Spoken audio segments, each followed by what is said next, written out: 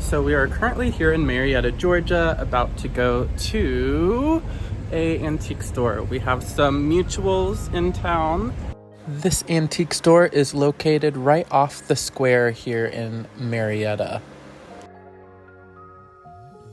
We're mostly going to be doing a voiceover today, though I will say I got the pleasure of hanging out with Katherine Young, who invited me out, and then also Katie at Vintage and Vinyl, and Jeffery at Real Nifty Vintage, also joined by the Withering Cottage. Such a pleasure to meet them all in real life finally, and hope you enjoy shopping along. Really loved those Roseville pieces.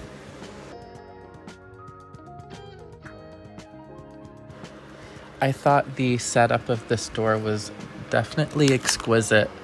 Lots of time and energy went into each booth, and it really shows. I think I'm showing off some spaghetti poodles, which always catch my eye. Look at that face. How can you not love? And those came in so many shapes and sizes. You can really very easily fall into having a collection. And I ended up getting a new tripod, so let me know how, as I say that, I moved too quick, how stable the video is. Definitely trying to go slow. I think there's Katherine in the background. I am not gonna lie, I was kind of awful at catching people on video.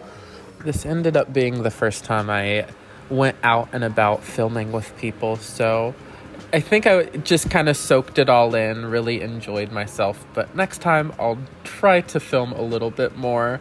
But of course, I am always looking for a Kitchtastic little piece, and thought these little ceramic bunnies were quite exquisite.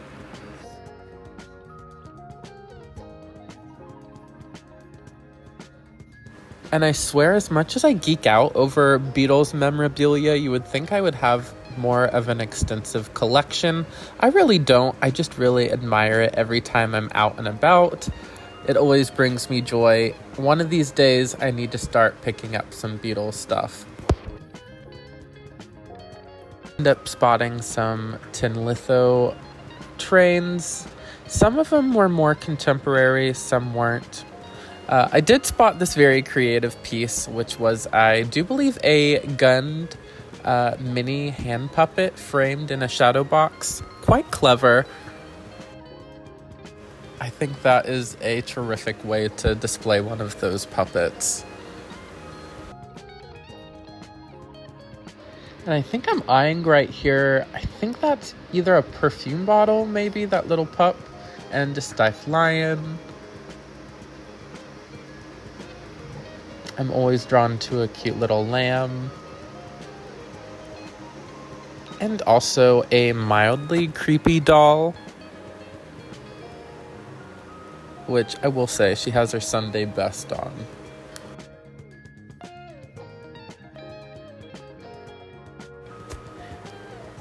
Always a huge fan of looking at little trinkets, especially when they're well displayed as such.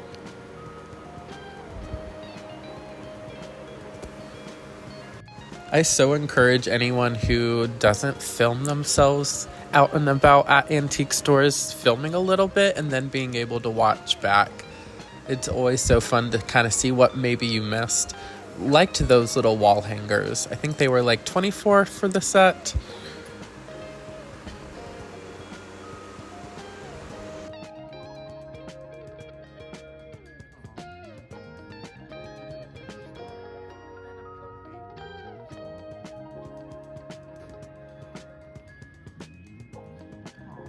This display case kind of called my name. I did spot the Irwin hard plastic rattle back there. He was pretty fun.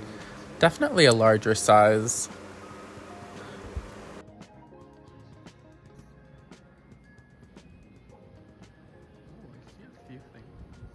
So I spotted a few things in this booth. The troll we'll get to in a hot second, but also saw these busts, which they are obviously contemporary, but they're very in keeping with some vintage papier-mâché ones I hold near and dear. but really had to see this troll. I loved the little poodle detailing on her skirt. She was 50, which I thought was definitely fair for her. She was, I do believe, a Norfin troll. Also, check out this awesome planter. Now you guys know I love some Kitsch ceramics. This decanter I thought was really, really good. For $52, definitely a fair price. And I did spot this awesome little wall pocket. I actually have the same exact one in my own bathroom.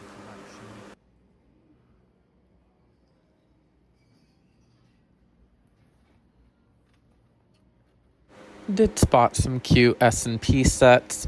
Always try to pick those up when I can. They are definitely a good seller in the shop. Not necessarily, getting used for what they were intended for. I think they just make some of the best little trinkets for displays. Did, however, love this little, I think, embroidered cat picture.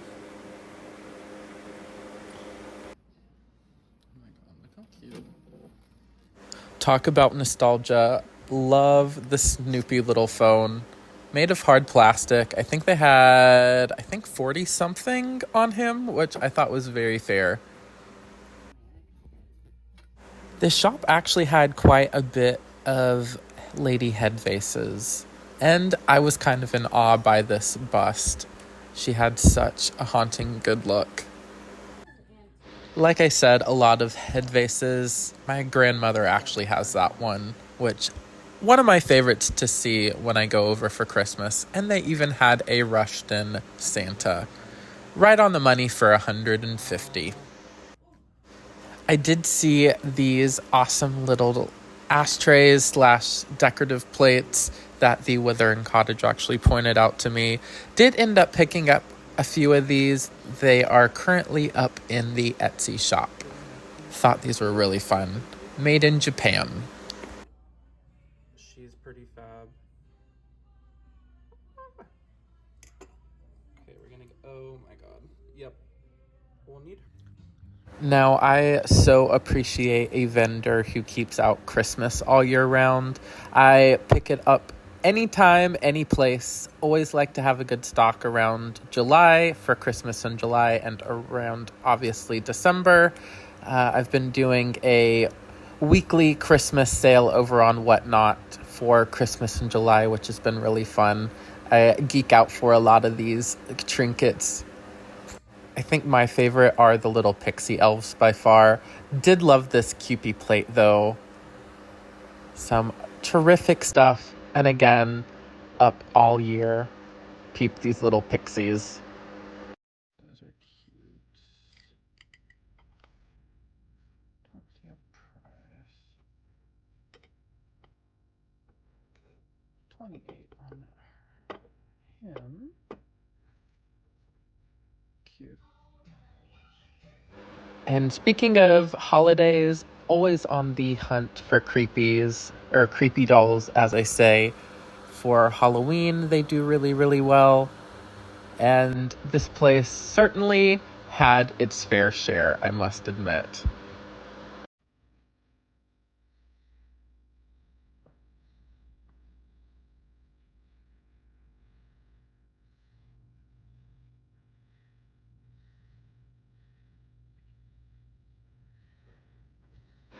Of course, shout out to my Uncle Will, who collects Star Wars and knows much more than I do about them, but always fun to see. I grew up playing with Star Wars action figures on the occasion. Did love this tin litho. I think it's a Speedway kind of thing. Gosh, I know nothing about cars, but it has great graphics. See ya in the next.